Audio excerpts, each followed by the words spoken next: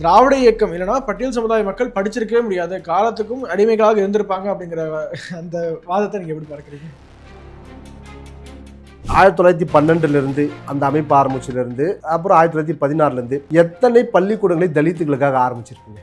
ஏதாவது ஒன்று சொல்லுங்க. அன்னைக்கு நீதி கட்சியில் இருக்கிற அத்தனை பேருமே சங்கராச்சாரியர் காலில் விழுந்தவங்க தான். இந்த பிடி ராஜன் இருக்காரு இல்லையா, சங்கராச்சாரியர் காலில் விழுந்தவர் தான் அவர். எங்களுடைய வரலாற்றை அவர்கள் மறைத்து விட்டார்கள். வேதனை வெறி இருக்கு எனக்கு, அவங்கள தூக்கி போட்டு மிதிக்கணும் அப்படின்னு சொல்லி. தலித்துகள் இன்னைக்கு என்னென்ன உரிமைகளை பெற்றிருக்காங்களோ அத்தனைக்குமே மூல காரணம் வந்து எம் சி ராஜா சொன்னாங்க. திராவிட இயக்கம் இல்லை, திராவிட இயக்கம் இல்லை. எப்போது இந்த நீதி பெரியார் வந்து தலையெடுக்க ஆரம்பிச்சாரோ அப்பத்திலிருந்து நீங்க பாத்தீங்கன்னா தலித் தலைவர் ஒருத்தர் கூட உருவாக முடியல. ஒரு பறையருக்கு முதல்ல அங்கீகாரம் கொடுத்து தபால் தலையை அகில இந்திய லெவல்ல வெளியிட்டது வாஜ்பாய், பாஜக. தமிழ்நாட்டில் அம்பேத்கர் சிறையில இருக்காரு. நான் இந்தியா முழுக்க நான் டிராவல் பண்ணிருக்கேங்க, ஒரு இடத்துல கூட அம்பேத்கர் சிறையில் இல்ல, சுதந்திரமா இருக்காரு. ஆனா தமிழ்நாட்டில் இந்த திராவிட இயக்கங்கள் ஆட்சியில தான் இன்னைக்கு வரைக்குமே அம்பேத்கர் சிறையில இருக்காரு. தீண்டாமை என்பது சமூகத்தின் அங்கீகாரம் தவிர மதத்தின் அங்கீகாரம் இல்லை. ஆனா சனாதனம் என்பது தீண்டாமையை எதிர்ப்பது, சாதி வேறுபாடுகளை எதிர்ப்பது தான் சனாதனம். ஈவேராவை வந்து தலித்துகள் சார்பாக நின்று எதிர்த்தவர் ரவிக்குமார் அவர்கள். நீங்க விசிகாவோட பொதுச்செயலாளர் இருக்கார் இல்லையா, கடுமையா எதிர்த்தவர். இந்த அளவுக்கு கடுமையா அப்படின்னு சொன்னா ஈவேரா வந்து ஒரு பொம்பளை பொறுக்கி அப்படின்னு எழுதியிருக்காரு. திராவிட இயக்கங்கள் போட்ட பிச்சையால தான் வந்து தலித்துகள், ஆதி திராவிடர்கள் நீதிபதி ஆனார்கள். இது எவ்வளவு பெரிய கேவலமான வார்த்தை இது. ஆராசா என்னைக்காவது எதிர்த்து குரல் கொடுத்திருக்காரா?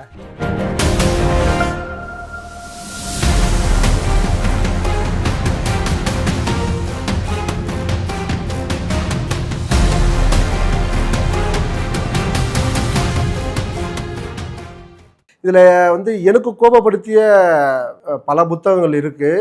ஏன் அப்படின்னு சொன்னா 1916 தென்னிந்திய நல உரிமை சங்கம் ஆரம்பிக்கிறாங்க. அதுல கிட்டத்தட்ட ஒரு 26-27 பேர் அதை ஆரம்பிப்பதற்கு ஒரு கூட்டம் நடத்துறாங்க. அந்த கூட்டத்துல ஒருத்தர் எம் சி ராஜா. சரிங்களா, எம் சி ராஜா இதுக்கு முன்னாடியே 1800களிலேயே தங்களுடைய உரிமைகளுக்காக போராடுவதற்கு ஆதி திராவிடர்கள் என்று சொல்லப்படுகின்ற மக்கள், தலித் மக்கள் அப்பவே அமைப்பு ஆரம்பிச்சுட்டாங்க. இவங்க ஆரம்பிக்கிறதுக்கு 20 வருஷத்துக்கு முன்னாடியே ஆரம்பிச்சிட்டாங்க. அவங்க பத்திரிகைகள் ஆரம்பிச்சிருக்காங்க. கிட்டத்தட்ட ஒரு 15 பத்திரிகை என்னால சொல்ல முடியும். பத்திரிகை ஆரம்பிச்சிருக்காங்க, இயக்கங்கள் ஆரம்பிச்சிருக்காங்க, போராட்டங்கள் நடத்திருக்காங்க, வெள்ளைக்காரனை எதிர்த்து போராட்டங்கள் நடத்திருக்காங்க.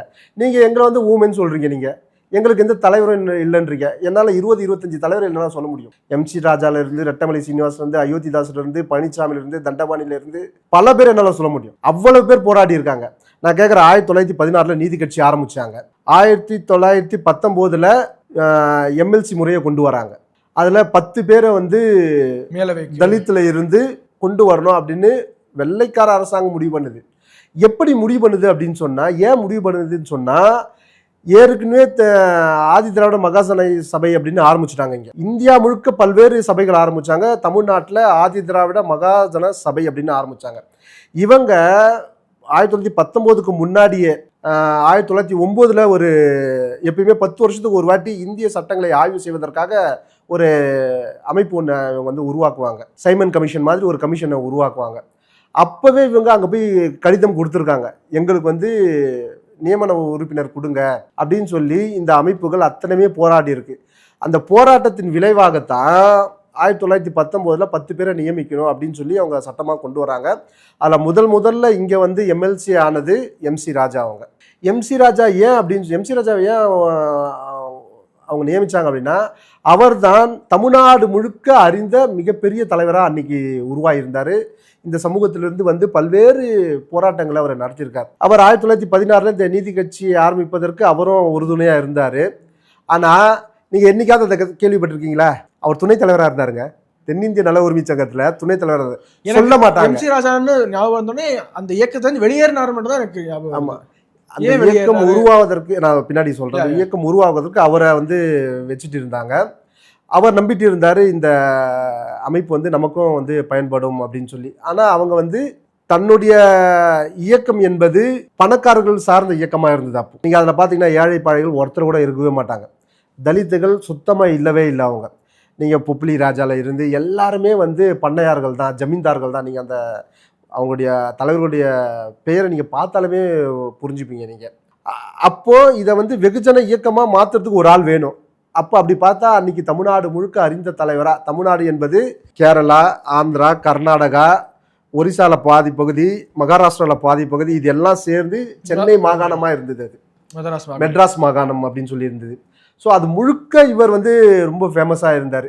அதனால அவரையும் அழைத்து அதில் சேர்த்தாங்க. ஆனால் அந்த மீட்டிங்கை தவிர கிட்டத்தட்ட வருஷம் வருஷம் ஒரு மாநாடு நடத்தியிருக்காங்க. எதுலேயுமே அவர் கலந்துக்கல, போகவே இல்லை. அவர் என்ன நினைத்தார்னா, தலித்துகளுக்கு ஒரு தனி அடையாளம் தேவை, அது ஆதி திராவிடர் என்கின்ற அடையாளம் தேவை என்கின்ற காரணத்தினால ஒரு தனித்த அடையாளத்தோடு அவர் செயல்பட்டு வந்தார். 19 அவர் எம்எல்சி ஆகிறாரு. 20 தான் நீதி கட்சி வந்து பொறுப்பை ஏற்றுக்குது. 21 அவங்க வந்து முதல் கம்யூனல் ஜீவோ ஒன்று கொண்டு வராங்க. அதுதான் நாங்கள் இடஒதுக்கீடை கொடுத்தோம் அப்படின்னு சொல்லி. அந்த கம்யூனல் ஜீவோ பார்த்தீங்கன்னா அதுக்கு முன்னாடியே வந்து இவங்களுக்கு வந்து இடஒதுக்கீடு கொடுக்கணும்னு சொல்லி தலித் அமைப்புகள் வந்து பெரிய போராட்டங்கள்லாம் நடத்தியிருக்கு.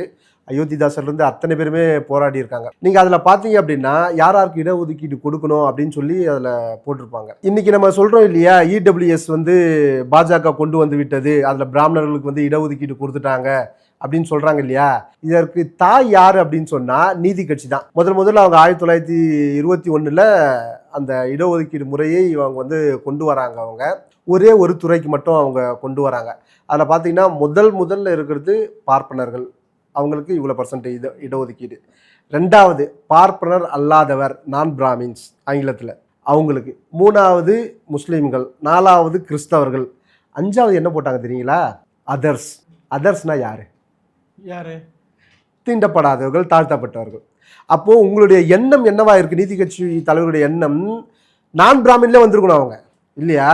பிராமணர்களுக்கு அடுத்தது நான் பிராமணர்கள் நீங்கள் தனியாக போடுறீங்களே, அதுலேயே வந்திருக்கணும். நீங்கள் அதில் கூட சேர்க்கலை. நீங்கள் நான் பிராமின்ல கூட நீங்கள் தலித்துகளை சேர்க்கலை. அவங்க பேரை டைரெக்டாக சொல்ல, நேரடியாக அவங்க பேரை சொல்ல, தாழ்த்தப்பட்டவர்கள் அவன் சொல்ல. அந்த காலத்தில் தாழ்த்தப்பட்டவர்களாக இருந்தது. அந்த பேரை கூட சொல்லாமல் அதுவே ஒரு தீண்டாமை தான். அந்த பேரை சொல்கிறது கூட அவங்க தயக்கப்படுறாங்கன்னா பார்த்துங்க. ஏனையோர், தமிழில் பார்த்தீங்கன்னா ஏனையோர், ஆங்கிலத்தில் பார்த்தீங்கன்னா அதர்ஸ்ன்னு போட்டிருந்தாங்க.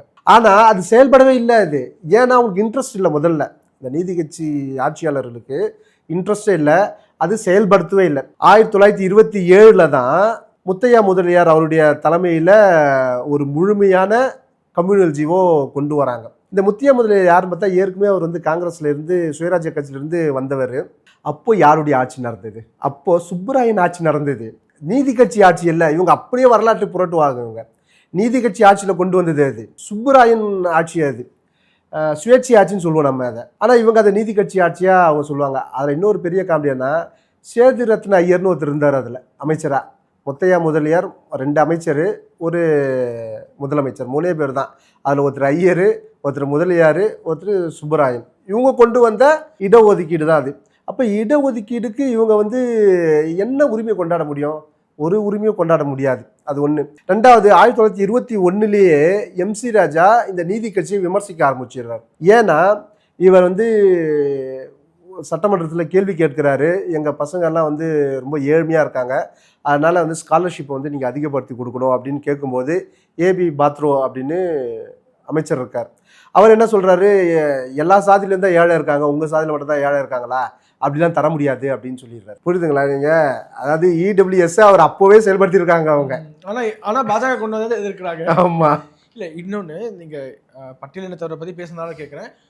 நாங்கள் மட்டும் இல்லைனா, திராவிட இயக்கம் இல்லைனா பட்டியல் சமுதாய மக்கள் படிச்சிருக்கவே முடியாது, காலத்துக்கும் அடிமைகளாக இருந்திருப்பாங்க அப்படிங்கிற அந்த வாதத்தை நீங்கள் எப்படி பார்க்குறீங்க? நான் கேட்குறேங்க, ஒரே ஒரு கேள்வி நான் கேட்குறேன். 1912 இவங்க வந்து ஒரு அமைப்பு ஆரம்பிக்கிறார். சி நடேசனார் ஒரு அமைப்பு ஒன்று ஆரம்பிக்கிறார். அவர் திராவிட இல்லமோ பார்ப்பனர் அல்லாதவர் இல்லமோ ஏதோ ஒன்று, திராவிட சங்கம்னு ஏதோ ஒன்று ஆரம்பிக்கிறார். நீங்கள் 1912 அந்த அமைப்பு ஆரம்பிச்சிலேருந்து அப்புறம் 1916 எத்தனை பள்ளிக்கூடங்களை தலித்துகளுக்காக ஆரம்பிச்சிருக்கீங்க? ஏதாவது ஒன்று சொல்லுங்கள். இந்த ஊரில் நாங்கள் தலித்துகளுக்காக பள்ளிக்கூடம் ஆரம்பித்தோம், ஏதாவது ஒன்று சொல்லுங்கள். சொல்ல முடியுமா அவங்களால? சொல்லலாம் முடியாது.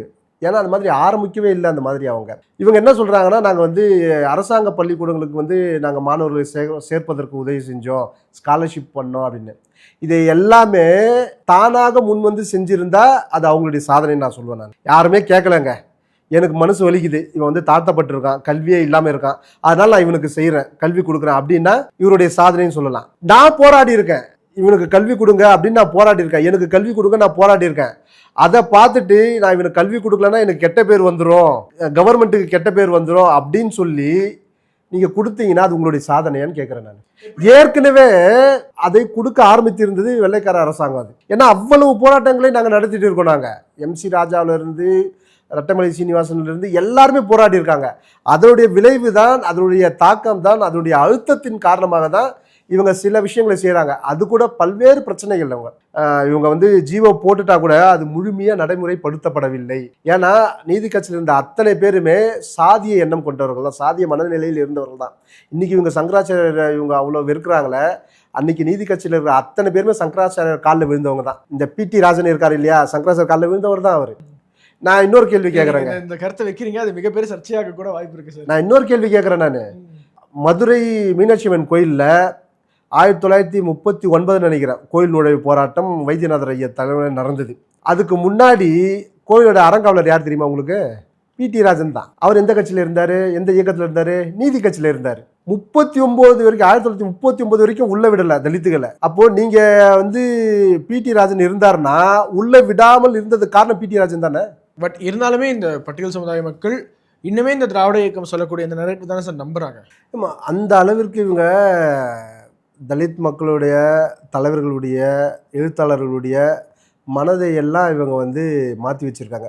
நீங்கள் தொடர்ந்து இப்போது கோயாபல்ஸ் உங்களுக்கு தெரியும், உங்களுக்கு தொடர்ந்து ஒரு பொய்யை சொன்னால் அது வந்து உண்மையாகிடும் அப்படின்னு சொல்லி தமிழ்நாட்டோட கோயாபல்ஸ் வந்து திராவிட இயக்கங்கள் தான். எப்படி வெற்றி பெறாங்கன்னு நினைக்கிறீங்க? ஏன்னா அவுட் ஆஃப் நோவேர் வந்தாங்க. இல்லை, அதுதான் நான் சொல்ல வரேன். நீங்கள் வந்து எங்களுடைய வரலாற்றை அவர்கள் மறைத்து விட்டார்கள். அதுதான் என்னுடைய குற்றச்சாட்டே. எனக்கு வந்து அந்த வெறி இன்னமும் இருக்குது, வேதனை வெறி இருக்குது எனக்கு. அவங்கள தூக்கி போட்டு மிதிக்கணும் அப்படின்னு சொல்லி நான் என்ன வேதனைப்படுறது? நான் நம்ம அப்படிலாம் சும்மா விட்டுட்டு கடந்தெல்லாம் போக முடியாது. நம்ம இவங்க வரலாற்றை மறைப்பதனால இப்போ என்னுடைய பையனுக்கு எப்படி தெரியும், அவனுடைய பையனுக்கு எப்படி தெரியும், என்ன சந்ததிக்கே தெரியாது. இப்போ MC ராஜா நான் சொன்னலாங்க, இன்னைக்கு தமிழ்நாட்டில் நீங்கள் தலித் இயக்க தலைவர்கள்ட்ட போயிட்டு நீங்கள் MC ராஜா பற்றி உங்களுடைய கருத்து என்னன்னு நீங்கள் கேட்டு பாருங்க. நீங்கள் அப்படின்னா யாருன்னே ஃபர்ஸ்ட் கேட்பாங்க சார். யாருன்னு சொன்னால் கூட பரவாயில்லைங்க, அவர் துரோகின்னு சொல்லுவாங்க. அம்பேத்கருக்கு எதிராக இருந்தார், அவர் ஒரு துரோகி, அவர் காந்திக்கு ஆதரவாக இருந்தார், அதனால ஒரு துரோகின்னு சொல்கிறாங்க. தெரியாமல் இருந்தால் கூட பிரச்சனை இல்லை, அவர் தெரியும் பொழுது பரவாயில்ல நமக்கு ஒரு தலைவர் இருந்தார் அப்படின்னு நினைப்பாங்க. அவர் துரோகி ஆகிட்டாங்க இந்த திராவிட இயக்கங்கள். அதில் ஆக்குனது வந்து ஈவே ராமசாமி நாயக்கரும் இந்த திராவிட இயக்கங்களை தான் அவரை வந்து துரோகி ஆக்குனாங்க. அதில் என்ன அப்படின்னு சொன்னால், இவர் வந்து 1921 MC ராஜா இந்த நீதி கட்சியிலேருந்து வந்துட்டு எதிர்க்க ஆரம்பிச்சிடார், கடுமையாக எதிர்க்க ஆரம்பிக்கிறார் அவர். அதே போல் இவர் என்ன பண்ணார் அப்படின்னா, தலித் அரசியலை தனித்து அடையாளத்தோடு உருவாக்கணும் அப்படின்னு நினச்சி தனியாக பயணப்பட்டார். அதுதான் இவங்களுக்கு வந்து பெரிய மைனஸாக இவங்களுக்கு இருந்தது. என்ன எல்லாரும் நம்ம தேடி வருகிறார்கள், ஆனால் MC ராஜா மட்டும் இந்த மக்களை வைத்துக்கொண்டு தனித்த அரசியலை உருவாக்கிட்டு கொண்டு போகிறாரா அப்படின்னு இவங்களுக்கு ஒரு பயம் இருந்துகிட்டே இருக்குது இவங்களுக்கு. இன்னொரு ஆச்சரியமான விஷயம் சொல்கிறேன் நான், எந்த அளவுக்கு MC ராஜா பவர்ஃபுல் லீடராக வந்து இருந்தார் அப்படின்னு என்பதற்காக ஒரு உதாரணம் சொல்கிறேன். 1926 அகில இந்திய லெவலில் ஒரு தலித் அமைப்பை உருவாக்குறாங்க. அந்த அமைப்புக்கு யார் தலைவராக கொண்டு வரணும்னு சொல்லி எல்லா மாநிலத்திலும் இருக்கின்ற தலித் தலைவர்கள் சேர்ந்து முடிவு எடுக்கிறாங்க. யார் எடுத்தாங்க தெரியுமா? MC ராஜா. இந்தியாவில் இருக்கிற அத்தனை தலித் தலைவர்களும் ஒன்றாக முடிவு செய்து தேசிய தலைவராக ஒரு தமிழ்நாட்டை சார்ந்த MC ராஜாவை தலைவராக உருவாக்குறார்கள், தேர்ந்தெடுக்கிறார்கள். அப்படின்னா அவர் எந்த அளவுக்கு வந்து பவர்ஃபுல் லீடராக இருந்திருப்பார் நீங்கள் பார்த்துங்க. 1926 நான் சொல்றது. துணைத் தலைவர் யாரை தெரியுமா தேர்ந்தெடுத்தாங்க? புரட்சியாளர் அம்பேத்கர். அந்த மீட்டிங்க்கு அவர் வரலான்னா எடுத்தாங்க.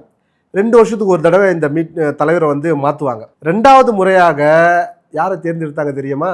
அதே MC ராஜாவை தான் தேர்ந்தெடுத்தாங்க. அப்பவும் துணைத் தலைவராக அம்பேத்கரை தேர்ந்தெடுக்கிறாங்க. அப்போ அம்பேத்கருடைய ஆதரவாளர்கள்லாம் வந்து என்ன சொல்றாங்க அப்படின்னா, 2 தலைவரை வைங்க. ஏன்னா அப்போ அம்பேத்கர் வந்து ஒரு பெரிய தலைவராக உருவாகிட்டார், அவர் போராட்டங்கள்லாம் நடத்தி உருவாகிட்டார் அவர். அதனால் 2 தலைவரையும் வந்து தலைவர் போஸ்ட்டில் வைங்க அப்படின்றாங்க. மற்ற எந்த மாநிலத்திலும் இருக்கின்ற தலைவர்கள் அதை ஏற்றுக்கவே இல்லை, ஒரே தலைவர் தான் இருப்பார், அது MC ராஜா மட்டும்தான் அப்படின்னு சொல்லி. அப்போனா எந்த அளவுக்கு MC ராஜா பவர்ஃபுல் லீடராக இருந்திருப்பார் நீங்கள் பார்த்துக்குங்க. அதே போல் அவர் எல்லா மாநிலத்துக்கும் சுற்றுப்பயணம் செஞ்சுருக்கார், தன்னுடைய ஆளுமையை எல்லா மாநிலத்திலும் காட்டியிருக்கார் அவர். அந்த அளவிற்கு மிகப்பெரிய ஆளுமையாக இருந்தவரை நீங்கள் துரோகின்னு பட்டம் கட்டி இன்னைக்கு வந்து யாருக்குமே தெரியாத ஒரு தலைவராக உருவாக்கி வச்சுட்டீங்க. 2வது பூனா ஒப்பந்தத்துக்கு அப்போ வந்து அம்பேத்கருக்கும் எம் சி ராஜாவுக்கும் ஒரு முரண்பாடு வருது. இந்த முரண்பாடு வருவதற்கு முன்னால எம் சி ராஜா என்ன பண்றாரு அப்படின்னா, டாக்டர் மூஞ்சே அப்படின்னு இந்து மகாசபை தலைவர்கிட்ட ஒரு உடன்படிக்கை ஏற்படுத்துறார். அந்த உடன்படிக்கை வந்து தலித்துகளுக்கு இவ்வளவு சீட்டு கொடுங்க அப்படின்னு சொல்லி அந்த உடன்படிக்கை வரும். எம் சி ராஜா என்ன கேட்குறாரு அப்படின்னா, மக்கள் தொகை அடிப்படையில் நீங்கள் வந்து சீட்டு ஒதுக்குங்க அப்படின்னு கேட்குறாரு அவர். அதுக்கப்புறம் வந்து அவர் என்ன சொல்கிறாருன்னா, தனித்தொகுதி வேணும் எனக்கு அப்படின்னு சொல்லி எம் சி ராஜா தான் முதல்ல தலித்துகளுக்காக தனித்தொகுதியை கேட்குறாரு அவர். அம்பேத்கர் அப்போ என்ன கேட்டார் அப்படின்னா, கூட்டு தொகுதியை கேட்குறாரு. இன்னைக்கு இருக்கு இல்லையா கூட்டு தொகுதி, அதை கேட்குறாரு அம்பேத்கர். வாக்குரிமையுடன் கூடிய கூட்டு தொகுதி வேணும் அப்படின்னு அம்பேத்கர் கேட்குறாரு. இவங்க 2 பேருக்குமே இது முரண்பாடு. இவர் தனி தொகுதி கேட்குறாரு, இவர் வந்து கூட்டு தொகுதி கேட்குறாரு. 2 பேருக்கே முரண்பாடு இது. அதுக்கு பிற்பாடு இவர் மூஞ்சை கூட இந்த உடன்படிக்கை போகிறாரு. அந்த உடன்படிக்கை வந்து யாருமே அதை ஏற்றுக்கல. அதுக்கப்புறம் வட்டமேசை மாநாடு நடக்குது 1932. அம்பேத்கரையும் ரெட்டமலை சீனிவாசனையும் அழைக்கிறாங்க. அவங்க அழைச்சி அங்கே இதே கருத்தை தான் அம்பேத்கர் அவர் சொல்கிறாரு. அங்கேயும் தனி தொகுதி அம்பேத்கர் கேட்கல, அவர் கூட்டு தொகுதி தான் கேட்டார். இதுக்கப்புறம் என்ன பண்ணுறாங்க, இந்த வெள்ளைக்காரர்கள் இவங்க எப்படியாவது பிரிக்கணும், இந்த இந்துக்கள் என்பதை 4ஆ உடைச்சி சதற வைக்கணும் அப்படின்ற காரணத்துக்காக இரட்டை வாக்குரிமைன்னு ஒரு கான்செப்டை கொண்டு வராங்க. ஒரு தலித் 2 வாக்கு செலுத்தலாம் அப்படின்னு சொல்லி கொண்டு வராங்க. இதை எதிர்த்து காந்தி அவர் எரவாடா சிலையில் உண்ணாவிரதம் இருக்கார், இரட்டை வாக்குரிமை கொடுக்கக்கூடாது அப்படின்னு சொல்லி. அப்போ அம்பேத்கர் தன்னுடைய நிலைப்பாட்டிலிருந்து அப்படியே மாறுறாரு. தனி தொகுதி கேட்குறாரு, இரட்டை வாக்குரிமை சரின்னு சொல்கிறாரு. எம் சி ராஜா தன்னுடைய நிலைப்பாட்டிலிருந்து அப்படியே மாறுறாரு. அவர் கூட்டு தொகுதியை இப்போ கேட்குறாரு. அவர் தனி தொகுதியை விட்டுறாரு, கூட்டு தொகுதியை கேட்குறாரு.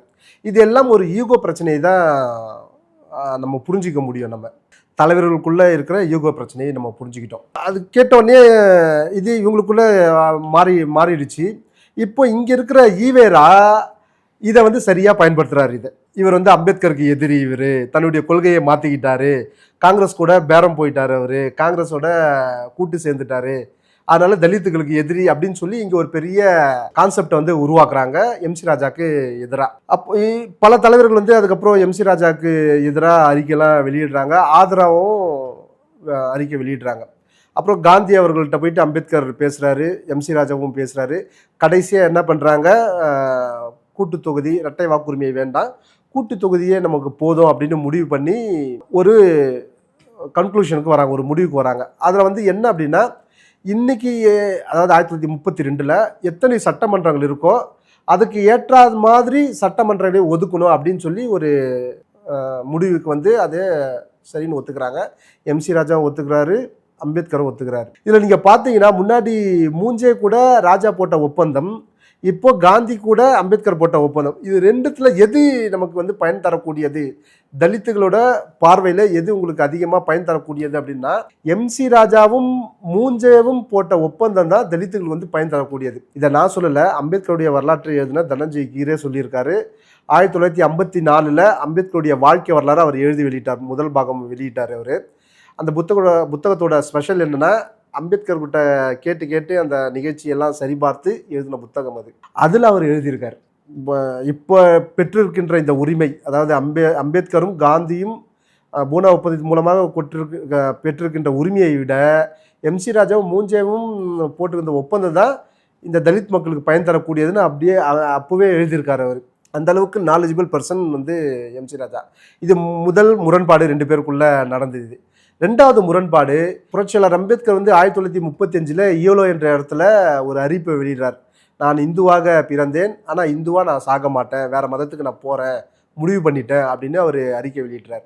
இதை எதிர்த்து தமிழ்நாட்டில் ஒரு பொதுக்கூட்டம் வைக்கிறாங்க. நாங்கள் அம்பேத்கர் சொல்வதை ஏற்றுக்கொள்ள மாட்டோம், நாங்கள் இந்துவாக தான் பிறந்தோம், இந்துவாக தான் சாவோம் அப்படின்னு சொல்லி ஒரு பெரிய பொதுக்கூட்டம் வைக்கிறாங்க. அந்த கூட்டத்தை ஏற்பாடு செய்தவர் எம் சி ராஜா. அதில் இந்த வாசகத்தையே அவர் அறிவிக்கிறார், நான் இந்துவாக பிறந்தேன், நான் இந்துவாக தான் சாவேன், நாங்கள் அம்பேத்கருடைய கொள்கையை நாங்கள் ஏற்றுக்க மாட்டோம் அப்படின்னு இங்கே அறிவிக்கிறார். இது இவங்களுக்கு பெரிய அதிர்ச்சி. யாருக்கு? இந்த திராவிட இயக்கத்திற்கும் ஈவே ராமசாமி நாயக்கருக்கும் பெரிய அதிர்ச்சி. ஏன்னா அப்போ இவர் வந்து இந்து மதத்தை ரொம்ப கடுமையாக எதிர்த்துட்டு இருந்தார். தலித்துகள் அவர் பக்கம் சாயிற நேரம் அது, இந்த தீண்டாமையை காட்டி அவங்க பக்கம் சாயிற நேரம் அது. அப்போ எம் சி ராஜா வந்து இந்த மாதிரி சொன்ன உடனே இவருக்கு பெரிய அதிர்ச்சி. அப்போ இது எல்லாம் கலந்து கட்டி அவர் அம்பேத்கர் எது சொன்னாலும் இவருக்கு அதுக்கு எதிராக இருக்காரு, அதனால இவர் வந்து ஒரு துரோகி அம்பேத்கருக்கு எதிராக இருக்க துரோகி அப்படின்ற மாதிரி ஒரு பெரிய பிம்பத்தை இவங்க கட்டமைச்சிட்டாங்க. ஆனால் இதில் பெரிய காமெடி என்னன்னா, இந்த 2 விஷயத்தில் மட்டும்தான் இவங்க 2 பேரும் எதிரியாக இருந்தாங்களே தவிர, அதுக்கப்புறம் 2 பேரும் ஒன்றா சேர்ந்துட்டாங்க. எம்சி ராஜாவும் அம்பேத்கரும் ஒன்றா சேர்ந்துட்டாங்க. பல்வேறு கமிஷன்களில் இவர் 2 பேரும் ஒன்றா போய் சாட்சியம் சொல்லியிருக்காங்க. அம்பேத்கருடைய பிறந்த நாளுக்கு இவர் பம்பாய் போயிட்டு அந்த நிகழ்ச்சியில் கலந்துக்கிட்டு அவர் பேசியிருக்காரு. 2 பேருமே மனசொத்து நிறைய விஷயங்கள் அவங்க செஞ்சுருக்காங்க. இதை சொல்ல மாட்டாங்க அவங்க. முரண்பட்டு இருக்கின்ற விஷயங்களை மட்டும் சொல்லி சொல்லி ஊதி ஊதி பெருக்கி எம்சி ராஜாவை காணாமலே ஆக்கிட்டாங்க. இன்னைக்கு இந்தியாவில் முக்கியமாக தமிழ்நாட்டில் என்னென்ன உரிமைகளை தலித்துகள் பெற்றிருக்காங்களோ அத்தனைக்கும் காரணகர்த்தாக இருந்தவர் எம்சி ராஜாவும் ரெட்டைமலை சீனிவாசனும். வீரையன் ஒருத்தர் இருந்தார். இவங்கெல்லாம் சட்டமன்றத்தில் பேசி பேசியே கொண்டு வந்தாங்க. நீர்நிலையில் தண்ணீர் எடுப்பதற்கும் தெருவில் நடப்பதற்கும் உயர் சாதி வாழ்கின்ற பகுதியில் தெருவில் நடப்பதற்கும் தடை இருந்தது 1924 வரைக்கும். அதை உடனடியாக நீக்கணும்னு சொல்லி மசோதாவை கொண்டு வந்த ரெட்டமலை சீனிவாசன். அதே போல் கல்பாத்தின்னு ஒரு இடம் இருக்குது, அங்கே இதே போல் ஒரு பிரச்சனை இருந்தது, அதுக்கு ஒரு மசோதாவை கொண்டு வந்தவர் வீரையன் அவங்க. நீங்கள் பார்த்தீங்கன்னா இந்த மாதிரி தீண்டாமை ஒழிக்கணும் அப்படின்னு சொல்லி 2 முறை சட்டம் கொண்டு வந்தவர் எம்சி ராஜா அவர்கள். நீங்கள் அவருடைய சட்டமன்ற உரைகள்லாம் நீங்கள் பார்த்தீங்கன்னா அவ்வளவு பேசியிருக்காரு, அவ்வளவு கேள்வி பதில் வந்திருக்கு. அதில் இந்த இடத்துல நீங்கள் உதாரணத்துக்கு நான் சொல்கிறேன், சிதம்பரத்தில் நகராண்மை கழகத்தில் தலித்தை நீங்கள் தலைவராக போடலை, ஏன் போடலை அப்படின்னு கேள்வி கேட்பாரு. அவங்க பதில் சொல்லுவாங்க, ஏன் போடலை அப்படின்னு. போடலைன்னா ஏன் போடலை, எப்போ போடுவீங்க நீங்கள், அந்த மாதிரி நீங்கள் அவருடைய சட்டமன்ற உரைகள் பார்த்தீங்கன்னா ரொம்ப ஆச்சரியம். சின்ன சின்ன விஷயங்களையும் கூட அவர் சட்டமன்றத்தில் கேள்விகளாக எழுப்பி அதை சரி செய்யணும்னு பார்த்துருக்காரு அவர். அந்த அளவிற்கு பார்த்து பார்த்து செஞ்ச ஒரு தலைவரை நீங்கள் அம்பேத்கருக்கு எதிராக நின்னார், 2 விஷயத்தில் நின்னார் என்ற காரணத்துக்காக அவரை ஒழிச்சு கட்டிட்டீங்க, துரோகி பட்டம் கட்டிட்டீங்க. காரணம் என்னன்னா, அவர் தலித்துகளுக்காக தனித்த அடையாளத்தோடு இருக்கணும்னு சொல்லி போராடினவர் அவர். அதனால நீங்கள் அவரை காலி பண்றீங்க. அப்போ அந்த மாதிரி தலைவரை காலி பண்ணும்பொழுது எனக்கு வலிக்கும். ஏன்னா அவருடைய வாரிசு நான், மிகப்பெரிய தலைவராக இருந்தார், அவரை காலி பண்ணீங்க. வீரையன் ஒருத்தர் இருந்தார், கோயம்புத்தூர்காரர், அவரும் சட்டமன்ற நியமன உறுப்பினர் இருந்தார், அவரை காலி பண்ணீங்க. நீங்கள் பாருங்களேன், யாராவது நீங்கள் எந்த தலைவராக எடுத்துக்கொண்டாலும் சரி, நீங்கள் எதாவது இப்போ இருக்கிற தலைவர்களை நீங்கள் போய் கேட்டு பாருங்களேன், தலித் லீடர்கள் என்னங்க பண்ணாங்க, ஒருத்தருக்கும் தெரியாது, யாருக்குமே தெரியாது என்ன பண்ணாங்க அப்படின்னு.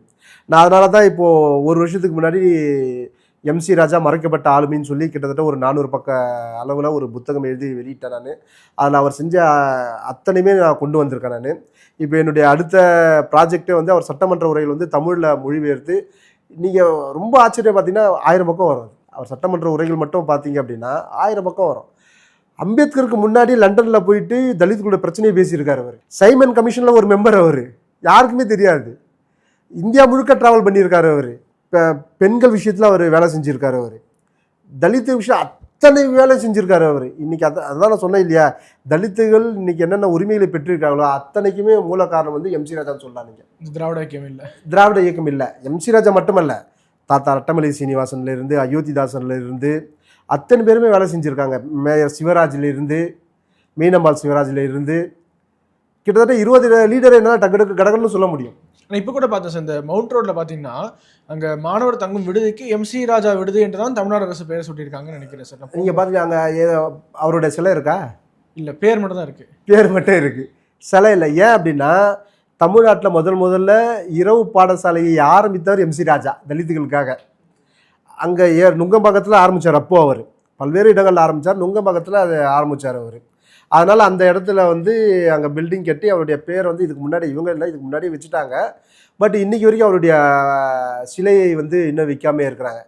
நீ அப்படி பார்த்தீங்க அப்படின்னா, எம்சி ராஜா வாழ்ந்த வீடு இதில் இருக்குது, ஆலந்தூரில். அந்த தெருக்கு முன்னாடி எம்சி ராஜா பேர் இருந்தது, எம்சி ராஜா தெரு அப்படின்னு. இன்றைக்கி நீங்கள் போய் பாருங்கள், வெறும் ராஜா தெருன்னு இருக்குது. அந்த எம்சியை எடுத்துட்டாங்க. ஏன்னா எம்சின்னு வச்சா அவர் யாருன்னு கேட்பாங்க இல்லையா, ராஜா தெருன்னா எவனோ ஒருத்தன். எம்சினி நான் ஆணையராக இருக்கும்பொழுது மேயருக்கும் முதலமைச்சருக்கும் ஒரு கடிதம் எழுதினேன் நான். கமிஷனருக்கும், சென்னை கமிஷனர், கார்பரேஷன் கமிஷனருக்கும், அந்த தெருவுக்கு நீங்கள் எம்சி ராஜா பேர் வையுங்க அப்படின்னு. 1 வருஷம் ஆயிடுச்சு, 2 வருஷம் ஆயிடுச்சு, இன்றைக்கி வரைக்கும் வைக்க மாட்டாங்க அவங்க. அப்போ அவங்க தெளிவாக இருக்காங்க, தலித்துகளுடைய அடையாளத்தை மறைக்கணும் அப்படின்னு சொல்லி. அப்போ நமக்கு வெறி வருமா? இது மட்டுமல்ல, அவ்வளவு கொடுமையில் இவங்க செஞ்சுருக்காங்க. இவங்க நீங்கள் 1916 1940-45 வரைக்கும் கிட்டத்தட்ட 20-30 தலைவர்கள் இருந்திருக்காங்க. இன்றைக்கி ஒரு தலைவர் உருவாக முடியலங்க. எப்போது இந்த நீதி பெரியார் தலையெடுக்க ஆரம்பித்தாரோ அப்போத்துலேருந்து நீங்கள் பார்த்தீங்கன்னா தலித் தலைவர் ஒருத்தர் கூட உருவாக முடியல. ஒருத்தர் உருவாக முடியல. இப்படி உருவாகினாங்கன்னா அவங்களுடைய இணைச்சி அவங்க காலி பண்ணிடுவாங்க. நீங்கள் திருமாவளவன் தனியாக இருக்கிற வரைக்கும் அவர் வந்து பெரிய ஆளுமையாக இருந்தார். திராவிட இயக்கத்துலேயும் இந்த திமுகலையும் எப்போ சேர்ந்தாரோ இப்போ திமுகவின் ஒரு எஸ்சி அணி அவர், அவ்வளோதான். அந்த திமுகவில் இருக்கிற ஷெட்யூல்டு கேஸ்ட் அணி அவர், அணிக்கு ஒரு தலைவர் அவர், அப்படி தான் அவர். இப்போது அவர் வந்து விடுதலை சிறுத்தைகள் தலைவர் இல்லை, அவர் ஒரு அணியோட திமுகவுடைய எஸ்சி அணியோட தலைவர் அவர், அப்படி தான் செயல்பட்டு வர்றாரு. அதை மீறி அவரால் செயல்பட முடியாது. அவரால் தனியாக வந்தால் தான் செயல்படுவார். ஏன்னா அவங்க வந்து எப்பயுமே தன் எதிரில் இருக்கவங்கள வளர விடாமல் தன் கூட சேர்த்து அவங்கள காலி பண்ணுற அந்த யுக்தி வந்து கைவந்த கலை. அந்த வகையில் இந்த திராவிட இயக்கங்கள் வந்து ஆதி திராவிடர் அரசியலை மழுங்கடித்தவர்கள், அதை காலி பண்ணுவங்க இவங்க தான். இன்னைக்கு வரைக்கும் மீள முடியாமல் இருக்க. இன்னைக்கு வரைக்கும் வரலாறு மட்டுமல்ல, அரசியலும் இவங்க காலி பண்ணி விட்டாங்க. நீங்கள் பாருங்கள், இவங்க இப்போ தான் வந்து 3 அமைச்சர் கொடுத்துருக்காங்க இல்லையா? இப்போ லாஸ்ட்டாக ஒரு 2 வருஷமாக தான். அதுக்கு முன்னாடி ஏதாவது ஒரு தலித் எம்எல்ஏ பிடபிள்யூடி அமைச்சராக வந்திருக்காரா? இல்லை, இதை கூட போன தடவை அண்ணாமலை அவர்கள் வந்து லிஸ்ட் எடுத்து படித்தார். கடைசியிலேருந்து நம்ம பார்த்தோம்னா லாஸ்ட் 10 கூட தான் 3 அமைச்சர் இருந்தாங்க பட்டியல் சமுதாயத்தை சேர்ந்தவங்க. அது கூட இப்போ சொல்கிறேன், இப்போ தான் கல்வித்துறை அமைச்சர்லாம் போட்டிருக்காங்க. இதுக்கு முன்னாடி சொல்கிறேன், இதுக்கு முன்னாடி அவங்க வந்து ஆதி திராவிடர் நலத்துறைக்கு மட்டும்தான் போடுவாங்க இவங்க, அதை தவிர இவங்க போட மாட்டாங்க. ஆனால் பிஜேபி வந்து இவங்க என்ன சொல்லுவாங்கன்னா, அது பாப்பாங்கட்சி, பிராமணர் கட்சி, ஆதிக்க சாதி கட்சி, உயர் சாதி கட்சின்னு சொல்லுவாங்க. நான் சொல்கிறேன், அவங்க சவால் விட்டு சொல்கிறேங்க. 2000 முதல்ல வாஜ்பாய் கவர்மெண்ட் வந்தது இல்லையா? எத்தனை தலித்துகளுக்கு அமைச்சர் கொடுத்தாங்கன்னு யாருக்காவது தெரியுமா? இங்கே 10 பேருக்கு கொடுத்தாங்க, 10 பேருக்கு. 2014 முதலாக பாரத பிரதமர் நரேந்திர மோடி ஆட்சிக்கு வந்த உடனே 12 தலித்துகளுக்கு அமைச்சர் பதவி, 12 தலித்துகளுக்கு. 2வது தடவை வந்தார், 3வது தடவை வந்துட்டார், 3 தடவை 12 பேருங்க. 3 பேருக்கு கேபினெட் அந்தஸ்து, மீதிலாம் எம்ஓஎஸ். எல்லாருமே வேற வேற ப்ரொஃபைல், எல்லாருமே வேற வேற துறைகளை சார்ந்தவங்க. அதை விட அதிசயம் என்ன தெரியுங்களா? லா மினிஸ்டர் இருக்கார் இல்லையா? முன்னாடி காங்கிரஸ்ல அம்பேத்கர் தான் முதல் லா மினிஸ்டர், சட்டத்துறை அமைச்சர். அதுக்கு பிற்பாடு எந்த தலித்தும் சட்டத்துறை அமைச்சராக வந்ததே இல்லை காங்கிரஸ் பீரியட்ல. இவங்க வந்து ஆதரவு கொடுத்துருந்தாங்க காங்கிரஸ் பீரியட்ல 10 வருஷம் இவங்க வந்து அங்கம் வகிச்சிருந்தாங்க. அப்போ வந்து லா மினிஸ்டராக ஒரு தலித்துகளை கொண்டு வாங்கன்னு சொல்லி இவங்க வந்து திமுக வந்து கேள்வியே கேட்கவே இல்லை. இவங்க அதற்கான முயற்சியும் எடுக்கல, காங்கிரஸும் அது கொடுக்கல. அது முதலாக மோடி அவங்க வந்தவனே தான் மிகப்பெரிய புரட்சி செஞ்சார். என்ன தெரியுமா? சட்டத்துறை அமைச்சராக ஒரு எஸ்டியை கொண்டு வந்தார். நினைச்சு பார்க்க முடியுமா வரலாற்றில்? நீங்க கிரண் ரிஜிஜு சட்டத்துறை அமைச்சருங்க. அதாவது பிராமணர்கள் சட்டத்தை எழுதுவாங்க, மனு பிராமணரு, அவர் தான் சட்டத்தை எழுதினாரு அப்படின்ற கான்செப்டை உடைச்சிருக்காரு இல்லையா? ஒரு பழங்குடியினர் சட்டத்துறை அமைச்சர். 2வது பீரியட்ல ஒரு எஸ்சி சட்டத்துறை அமைச்சர். இப்போ அம்பேத்கருக்கு பிறகு ஒரு எஸ்சி சட்டத்துறை அமைச்சராக இருக்கிறார் என்று சொன்னால் அதற்கு மோடி தான் காரணம். இது வந்து பெரிய சாதனைங்க. இது அதை விட பெரிய சாதனை நான் சொல்றேன். பார்லிமெண்டரி அஃபேர்ஸ் ஒன்று இருக்கு இல்லையா? அது வந்து ரொம்ப முக்கியமான துறை, உங்களுக்கு தெரியும். இப்போது இணையமைச்சர் எல்முருகன் அவர்கள். அது மட்டும் இல்லைங்க, மொத்தம் அதுக்கு 3 அமைச்சர் இருக்காங்க. ஒரு கேபினெட், 2 இணை அமைச்சர் இருக்காங்களே. 3 பேரும் யார் தெரியுமா? கேபினெட் வந்து ரிஜிஜு, கிரண் ரிஜிஜு எஸ்டி, இன்னும் 2 பேர் எம்ஓஎஸ், அர்ஜுன் ராம் மேக்வால், எல் முருகன். ஒரு துறையே இவங்க கிட்ட கொடுத்துறாங்க. பார்லிமெண்ட் எப்படி நடக்கணும், என்ன பேசுவாங்க, யாருக்கு எவ்வளோ நேரம் ஒதுக்கணும், எல்லாமே அந்த பார்லிமெண்ட்ரி அஃபேர்ஸ் தான் ரொம்ப முக்கியமாக அதில் பங்கெடுக்கும். அப்போது ஒரு எஸ்டியும் எஸ்சியும் சேர்ந்து பார்லிமெண்ட்டை நடத்துகிறாங்க. வரலாற்று இது எங்கேயாவது நடந்திருக்கா? யாராவது கற்பனை பண்ணி பார்க்க முடியுமா முதல்ல? அப்போது இந்த அரசியல் அதிகாரத்தை யார் எங்களுக்கு தரா? அப்போ ஆனால் இப்போது இல்லைங்க, இப்போ ரீசெண்டாக பார்த்தீங்கன்னா சார், ராகுல் காந்தி அவர்கள் அவர் திரும்ப சொல்லி பார்த்தாரு, மோடி அவர்கள் இஸ்லாமிற்கு எதிராக இருக்காரு சொல்லி பார்த்தாரு. இப்போ அப்படியே பிளேட்டை மாற்றி மோடி அவர்கள் ஓபிசி எஸ்சி எஸ்டிக்கு எதிராக இருக்காரு அப்படின்னு மாற்றி திரும்ப பிரச்சாரம் பண்ண ஆரம்பிச்சிட்டாரு. இந்த பிஜேபி கவர்மெண்ட் 2014 வந்ததுலேருந்து நான் வந்து ரொம்ப ஆய்வுபூர்வமாக தலித்துகளுக்கு இவங்க என்னென்னலாம் செஞ்சுட்டு வராங்க அப்படின்னு சொல்லிட்டு நான் கூர்ந்து கவனிச்சுட்டு வரேன். நான் அதில் கடந்த வருடங்களை விட இந்த 60 வருஷம் காங்கிரஸ் ஆண்டதுல இருந்து அதில் நடுவில் ஒன்றே மட்டும் சொல்லிடுறேன், மறந்துடுவேன்றதுனால, இரட்டைமலை சீனிவாசன் முதல்ல தபால் தலை வெட்டியது வாஜ்பாய். இது யாருக்குமே தெரியாது, பல பேருக்கு தெரியாது. ஒரு பறையருக்கு முதல்ல அங்கீகாரம் கொடுத்து தபால் தலையை அகில இந்திய லெவல்ல வெளியிட்டது வாஜ்பாய். பாஜக, காங்கிரஸ் இல்ல, திமுக இல்ல, இன்னும் சொல்லிட்டே போலாம், அம்பேத்கர் பாரத ரத்னா கொடுத்து அதெல்லாம் சொல்லிட்டே போலாம். 2014 இருந்து நீங்க பாருங்க, புரட்சியாளர் அம்பேத்கருக்கு இவங்க என்னென்ன செஞ்சிருக்காங்க அப்படின்னு பார்த்தீங்க அப்படின்னா, நான் 3 விஷயம் முக்கியமாக சொல்லுவேன். நான் இங்கே அம்பேத்கருடைய ஒரு இல்லம் ஒன்று இருந்தது, அலிப்பூர் ரோடில் வந்து இல்லம் இருந்தது. அந்த இல்லத்துக்கு என்ன ஸ்பெஷல் அப்படின்னு பார்த்தா, அம்பேத்கர் கடைசி அங்கே தான் உயிர் விட்டார், அந்த வீட்டில் தான் உயிர் விட்டார். அவர் வந்து ராஜ்யசபா எம்பியாக இருந்தார். அந்த வீடு தான் உயிர் விட்டு அதுக்கப்புறம் அவர் உடலை எடுத்து வந்து பம்பாயில் தாதர் நகரில் வந்து எரி விட்டாங்க. அந்த அம்பேத்கர் இறந்ததுக்கப்புறம் அது வந்து ப்ரைவேட் வாங்கிட்டாங்க அந்த இடத்த. அதுக்கு பிற்பாடு தலித் அமைப்புகள் தொடர்ந்து போராட்டம் செஞ்சாங்க, இதை வந்து நினைவு இல்லமாக ஆக்கணும் அப்படின்னு சொல்லி. ரொம்ப வருஷமாக அவங்க கிட்டத்தட்ட ஒரு 30-40 வருஷமாக அவங்க போராடிட்டு இருந்தாங்க. காங்கிரஸ் அதை கண்டுக்கவே இல்லாத, அந்த போராட்டத்தை கண்டுக்கவே இல்லை. எதுக்கு செய்யணும், அம்பேத்கருக்கு எதுக்கு செய்யணும் அப்படின்னு அவங்க முடிவு பண்ணி விட்டுட்டாங்க. முதல்ல அந்த இல்லத்தை பணம் கொடுத்து வாங்கி நினைவு சின்னமாக அறிவித்தது வாஜ்பாய். பல்வேறு போராட்டங்களுக்கு இடையில் அதை காசு கொடுத்து வாங்கி, அந்த யாருக்கு வீட்டு உரிமையாளரோ அவர்கிட்ட பணம் கொடுத்து வாங்கி அதை நினைவு இல்லமாக்கிட்டாங்க. 2002 இது நடைபெற்றது. 2004 இவருடைய ஆட்சி போயிடுச்சு, வாஜ்பாயோட ஆட்சி போயிடுச்சு. அதுக்கப்புறம் காங்கிரஸ் 10 வருஷம் இருந்தது. 2004 2014 வரைக்கும் 10 வருஷம் இருந்தது. இவங்க ஏதாவது முயற்சி எடுத்தாங்களா அதை கட்டுறதுக்கு அப்படின்னா இவங்களும் முயற்சி எடுக்கல, காங்கிரஸ் முயற்சி எடுக்கல. அப்பவும் போராட்டம் நடைபெற்று கொண்டிருந்தது இதை கட்டணும் அப்படின்னு சொல்லி. அதுக்கப்புறம் மோடி அவங்க வந்தாங்க. 2015 கிட்டத்தட்ட 200 கோடி கொடுத்து அந்த வீட்டை சீரமைச்சு இன்னைக்கு அது வந்து நினைவு இல்லமா ஆக்கியிருக்காங்க. நீங்கள் அந்த வீட்டுக்கு போய் பாருங்க, முடிஞ்சா பேசு தமிழா பேசு வந்து ஒரு வீடியோ எடுத்து போடுங்க. நீங்கள் உள்ளே போனீங்கன்னா இந்த மயிர் கூச்செறியும் சொல்லுவாங்களா, அந்த மாதிரி இருக்கும் உங்களுக்கு. அவ்வளவு தத்ரூபமாக அம்பேத்கரை வந்து வடிவமைச்சு அங்கே பண்ணியிருக்காங்க. அங்கே நீங்கள் இங்கே இருக்கிற அம்பேத்கருடைய நினைவில் போய் வைக்கிறீங்களா, நீங்கள் போயிட்டு வாங்க, அங்கேயும் போயிட்டு வாங்க. இங்கே போயிட்டு வந்தீங்கன்னா ஏன்டா போகணும்னு இருக்கும் உங்களுக்கு. அங்கே போனீங்கன்னா உள்ளேருந்து நீங்கள் வெளில வர மாட்டீங்க, அங்கேயே இருக்கணும் போல் உங்களுக்கு தோணும் உங்களுக்கு. அந்த அளவுக்கு வந்து அதை வந்து மாடிஃபை பண்ணி ரொம்ப அட்வான்ஸாக பண்ணியிருக்காங்க, அம்பேத்கர் பேசுகிற மாதிரி. அதுக்கப்புறம் அது உள்ளே போனீங்கன்னா அம்பேத்கரோட புக்ஸை நீங்கள் படிக்கலாம், எல்லாமே வச்சுருக்காங்க. அங்கே அம்பேத்கர் உட்கார்ந்துருக்க மாதிரி தியானம் பண்ணுறதுக்கு ஒரு தனி மண்டபம், இந்த மாதிரி பெரிய அளவில் அதை பண்ணியிருக்காங்க. அது வந்து பெரிய சாதனை நான் சொல்லுவேன் நான். 2வது அம்பேத்கர் இன்டர்நேஷ்னல் சென்டர் ஒன்று ஆரம்பிச்சிருக்காங்க. அது நான் முதல்ல பார்க்கும்போது எனக்கெல்லாம் வந்து ரொம்ப ஆச்சரியம் எனக்கெல்லாம். ஏன்னா நான் முதல் உள்ளே போகிறேன் நான், அது போல் கட்டியிருக்காங்க அப்படின்னு சொல்லி. அப்போ நான் எஸ்சிஎனியோட மாநில தலைவராக இருக்கேன் நான் அதை பார்க்கலான்னு சொல்லிட்டு போகிறேன், என்ன தான் பண்ணியிருக்காங்க இவங்க அப்படின்னு சொல்லி பார்க்கலான்னு போகும்போது வெளியில் பார்த்தா அம்பேத்கருடைய ஒரு கிட்டத்தட்ட ஒரு 20 அடி சிலை, அம்பேத்கர் வந்து அந்த லா புக்கை வச்சுட்டு நின்றுட்டு இருப்பார் அவர். அது எல்லா மாநிலத்திலும் இருக்கிற சிலை தான். அதுக்கப்புறம் நான் உள்ள என்ட்ரன்ஸில் உள்ளே போகும்போது எனக்கு கண்ணிலேருந்து தண்ணி வந்துருச்சு எனக்கு. நான் வந்து அன்னைக்கு மோடி இருந்தார் அப்படின்னா அவரை நான் கட்டி பிடிச்சி எழுதிருப்பேன் நான்.